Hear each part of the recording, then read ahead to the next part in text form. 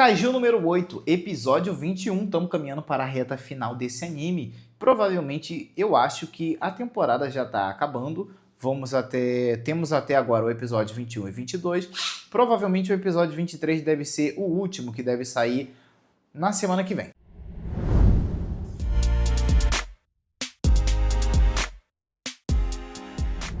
Salve rapaziada, beleza? Tonelli Senju na voz, tamo junto, é nóis, sejam todos muito bem-vindos. Bom dia, boa tarde, boa noite pra você que está assistindo esse vídeo. Já chega e deixa o seu like, se inscreve nesse canal, tamo indo rumo a 1000 inscritos, por favor, me ajuda. É muito importante sua colaboração, tá?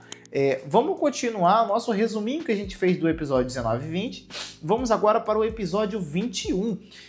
Deixa aqui nos comentários se você gostou desse tipo de vídeo, né? Porque eu acho que falar de anime tem dado muito bom aqui para o canal, viu? Faz um favor pra mim, deixa alguma recomendação de anime aqui nos comentários que eu devo assistir e trazer aqui no canal a resenha. Vamos lá, o episódio 21 de Kaiju número 8 já começa com... Cara, o que me pega? Depois que o Isao foi absorvido, não deixou exatamente... claro, se ele morreu ou se ele tá vivo, se é só a consciência dele dentro do número 9 que tá falando. Mas eu tenho pra mim que ele ainda continua vivo. O episódio abre com o... eu não sei o nome dele. Ele é um personagem muito importante, ele é da alta patente da Força de Defesa e era um amigo do Isao. Abre com ele refletindo sobre algumas coisas e logo em seguida corta para o Isao num lugar como se ele estivesse caindo dentro de um abismo, dentro da água, assim, lá pro fundo do mar, do oceano, não sei.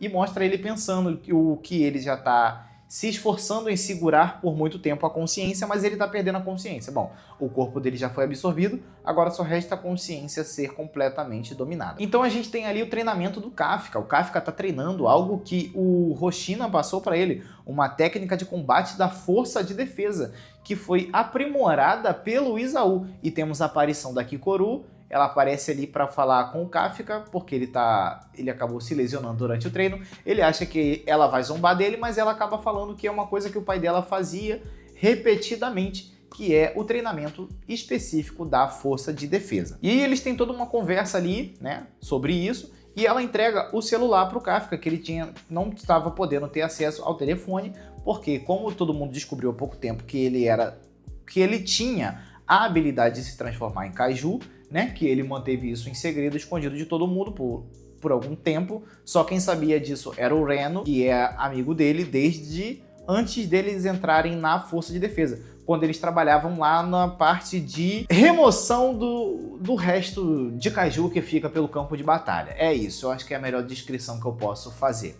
E aí ele pega o telefone e começa a ver que tem muitas mensagens. Ele fica naquela preocupação se as pessoas sentiram falta dele, se as pessoas ainda gostavam, os seus ex-companheiros, né, de Força de Defesa, são várias divisões, de divisão de Força de Defesa, e acaba que ele tem bastante mensagem, o que significa que ele ainda é bastante querido. E claro, os episódios anteriores deixam claro o quanto que o Kafka era querido pelos seus amigos. Olha o galo cantando.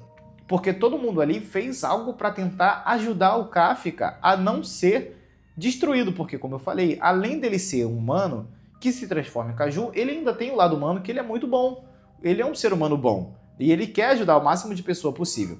E aí acaba que os seus companheiros, de fato, estão sim sentindo a sua falta. O que ele não sabe, o que ele tá em dúvida se isso acontece. E aí o seu amigo Reno liga pra ele, e aí o seu amigo Reno liga pra ele e dá um esporro nele, porque ele não tava querendo atender o telefone, porque ele tava com medo de tomar um esporro, né, de forma... Ele tava em dúvida do que os seus companheiros pensavam sobre ele, porque assim que ele se transforma em Kaiju número 8, ele logo é levado, separado de todo mundo, cada um vai pra... Aí o decorrer do anime mostra cada um vai pra uma divisão diferente e faz com que todo mundo se separe. O que todo mundo começou numa divisão junto, todos eles agora vão para divisões diferentes, com líderes diferentes. E aí o Kafka tá na divisão do Gen Narumi, que é um personagem completamente... Cara, que personagem incrível. E ele é muito pica no que ele faz. Como de capitão da primeira divisão, se eu não me engano é a primeira divisão, né? Acho que é a divisão mais forte, que é considerado a divisão do Gen Narumi. Ele é um personagem completamente incrível. E acabou adotando ali, acabou aceitando a participação do Kafka na divisão. E aí nós temos, no decorrer do episódio, várias aparições de Kaiju diferentes por diversos lugares do país. né? Vamos botar assim, diversos lugares do país. Os Kaiju, eles têm adotado medidas completamente diferentes agora. Por quê? Eles têm ganho meio que consciência, mas não é consciência. Eu acho que é o controle do número 9 que absorveu o Izaú, que é um grande líder, né? E tem grande conhecimento sobre várias áreas governamentais. Então, o número 9 consegue absorver todas essas informações, já que ele está no corpo do Izaú, e ele provavelmente está transmitindo essas informações aos seus Kaiju que ele cria. Ele tem a habilidade de criar os Kaiju. Bom, isso é muito interessante porque mostra que o vilão desse anime, ele não é só um vilão que é pela força, não, mas ele é pela inteligência também, o que deixa as coisas um pouquinho mais difíceis, fazendo com que a força de defesa adote medidas completamente diferentes na hora do combate. Acaba que é um vilão imprevisível, você não sabe o que ele pode fazer, já que ele tem todas as informações do Izaú, né? Já que ele absorveu o Izaú, ele tem todas as informações, e acaba que ele tem todas as informações da força de defesa também. E acaba que não sabe, os líderes remanescentes que tem no anime, não sabem como que vai lidar exatamente com o número 9, e o número 9 se escondeu, tá agindo devagar, vamos botar assim. Ele tá agindo de forma sucinta, eu diria. E aí lá mais pro meio do episódio, já quase no final, mostra ali de novo o treinamento do Kafka. É um episódio voltado mais pro treinamento. O Kafka, de fato, a gente consegue ver de fora que ele teve uma grande evolução, mas o Hoshina mostra pra ele que o nível entre os dois ainda é muito grande. É um abismo muito sinistro que o Kafka ainda tem que enfrentar, já que o Hoshina, como vice-capitão da força de defesa, é muito forte. E ele tem que mostrar toda essa força. Não tem jeito. O Kafka ainda tem muita jornada pela frente. E aí uma coisa que esse episódio traz, que tinha me deixado desde o início, assim, meio...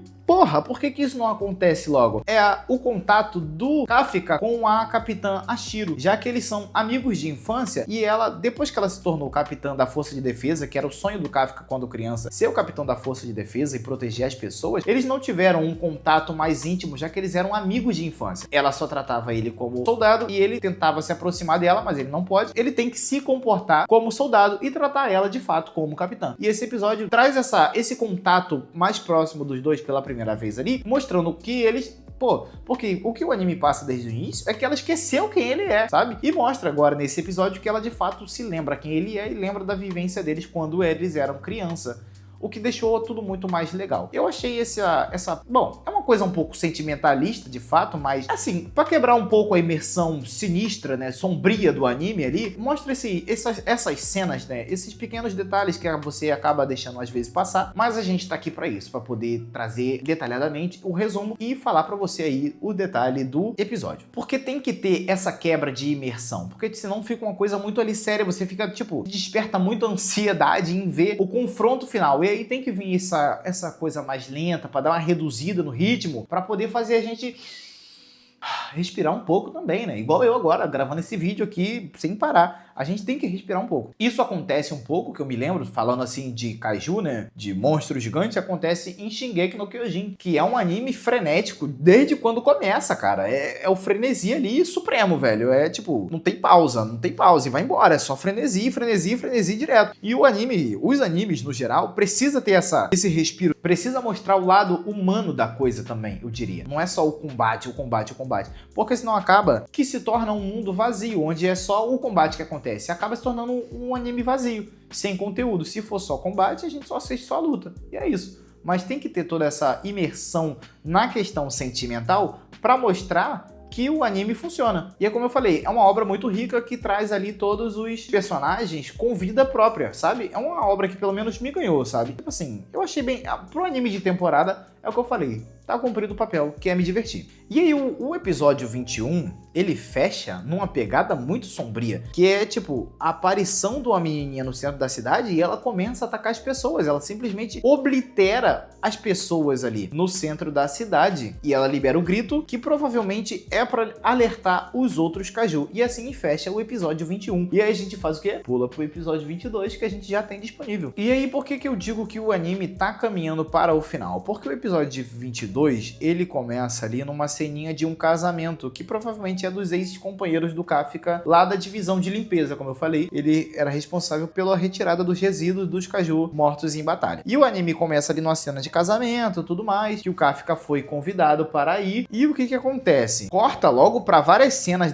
de cidades, ó, o Akabayashi, distrito de Setagaya, começa a aparição de diversos kaiju diferentes pelo continente. Asakusa, distrito de Taito, Kaito, vários kaiju começam a surgir do nada. Por isso que eu digo que tá caminhando pro final. Takou Saguchi, cidade de Hashioji. Vários kaiju começam a aparecer. E no casamento também aparece um kaiju.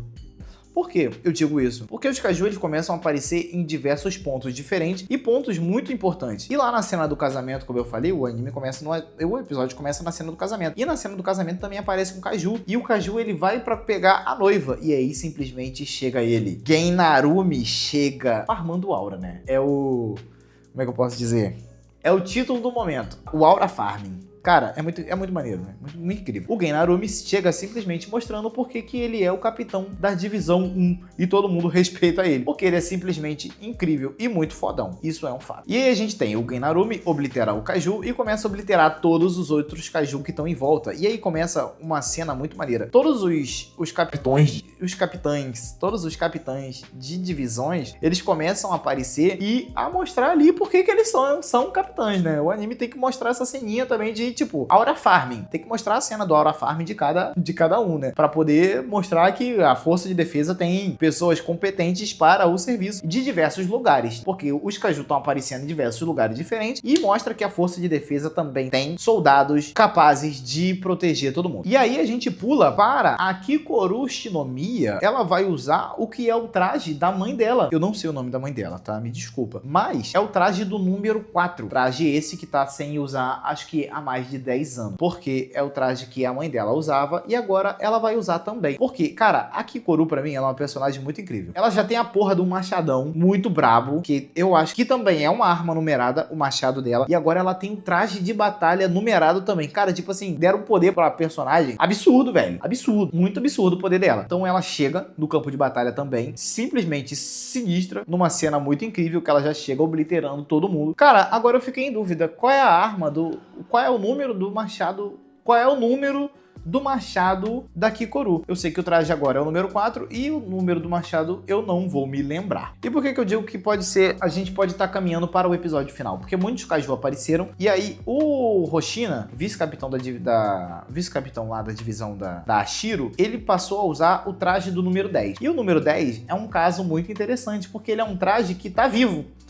Ele não é um traje que foi morto em batalha e agora ele foi transformado em arma. Não, ele tá vivo, porque foi o pedido do número 10. O número 10 queria se fundir ao Hoshina. E aí o episódio mostra toda essa assimilação dos dois, tanto o Hoshina quanto o número 10. Se eles são compatíveis a trabalhar em equipe ou não. O Hoshina tem um método de trabalhar, ele é mais tático, e o número 10 é mais a força bruta. O cara quer pegar e sair pro combate direto pro corpo a corpo, frente a frente, diretão. Mas eles ficam nesse conflito durante o episódio, o que pode gerar alguns problemas, mas eles conseguem se entender. E acaba que mais pra frente o Hoshina aceita, né, o estilo de luta do número 10 e eles conseguem se entender ali, trazendo uma cena muito incrível, muito fantástica de batalha, completamente absurda, completamente Aura Farming. E aí o que acontece? Temos ali o número 10 todo empolgado, porque ele tá sendo usado pelo Hoshina de forma, como é que eu posso dizer? Ele gosta do combate, ele sente prazer no combate, e o Hoshina é simplesmente um soldado muito incrível. Ele mostra por que ele é o vice-capitão. Cara, pra mim o Hoshina é um dos personagens mais fortes que tem nesse anime. Se bem que o Genarumi também. Bom, deixa nos comentários pra quem vai a sua torcida, quem você acha que é o mais forte. E o desfecho do episódio é toda essa assimilação do Hoshina com o número 10. E diversos kaijus aparecem. O Kafka ainda não entrou em combate, né? Provavelmente vamos ver muito do Kafka no episódio final, o que eu acredito que seja o episódio final. Vários kaiju estão espalhados por vários cantos da cidade e o Kafka treinou, ele andou treinando, ele deve estar bem mais forte agora, provavelmente ele vai se transformar no número 8 e talvez ele tenha um pouco mais de controle. Cara, assim, vai ser difícil porque esse anime não tá com cara de que vai terminar agora, tem cara de que tem muita história pela frente ainda e pode se tornar um anime bem requisitado pelos fãs, né? De fato, eu não me lembro de quando é a primeira temporada, mas a segunda temporada saiu agora em 2025 e tem todo o desfecho ali da luta do número 9. O número 9 é o vilão principal. Ele apareceu na temporada anterior e apareceu agora na temporada como vilão principal. E aí o episódio 22, ele acaba numa cena simplesmente fantástica, que é a Capitã Ashiro chegando no campo de batalha. E aí ela vai mostrar por que ela é considerada a capitã, né? Por que ela é a capitã de fato. A gente vai ter que esperar o episódio 23 sair, eu não sei que dia que ele sai. Na verdade, o episódio 23, ele sai no dia 26, se eu não me engano. Hoje são quarta 24, quinta 25, sexta 26. Então o episódio vai sair provavelmente na sexta-feira. E aí a gente vai assistir e trazer logo na sequência o resumão desse episódio 23, que eu tô muito ansioso, tá? Confesso que o Kaiju número 8 ganhou um espacinho no meu coração, beleza? Mas deixa o like, se inscreve aqui nesse canal. Fala pra mim o que você tá achando desse anime, se você gostou desse anime, dessa temporada, desse anime, né? E dessa temporada, qual é a sua opinião sobre essa temporada de fato. Mas no mais, eu vou ficando por aqui. Eu acho que é um anime que me pegou, me deixou um pouco animado, me deixou hypado, pra cobrir o espaço ali que Demon Slayer deixou, vai deixar um vazio muito grande, que agora Demon Slayer só em 2027. Eu assisti o filme no cinema, não trouxe vídeo aqui no canal ainda, mas eu vou trazer sim, porque eu acho que eu vou assistir mais uma vez. E no mais, eu vou ficando por aqui. Muito obrigado a você que chegou até aqui. Não esquece de se inscrever e deixar o like nesse vídeo para me ajudar, beleza? Tonelli Senju na voz, eu vou ficando por aqui. Tamo junto, é nóis, até o próximo vídeo.